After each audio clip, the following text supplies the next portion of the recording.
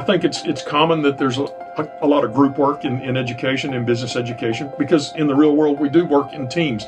But we want to set people up to be effective team members. We actually have a course in our curriculum called High Performance Work Teams, which is how you structure and prepare teams to have high levels of performance.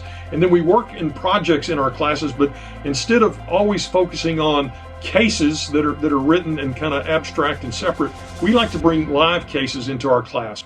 Our professors, because they are scholar practitioners, they have a lot of companies that they're working with, and those companies allow us to bring the data sets or allow us to bring the problems into the classroom. And so the students get to work together on solving real problems. We have capstone and applied research and consulting projects in our curriculum where students get to work with real organizations, real executives on real problems that they're trying to solve, and then they have to report out on the solutions. And we always want to give them evidence-based but practical, actionable solutions to the problems that they're facing. So we do that in teams, but we want to set people up to be effective team members. We don't want people to be groaning about working in a team. Part of that is the individual interpersonal skills, but then also that high performance teams. We set people up for success when they're working together in teams, whether it's here at school or when they go back to work the next day in the teams that they work with.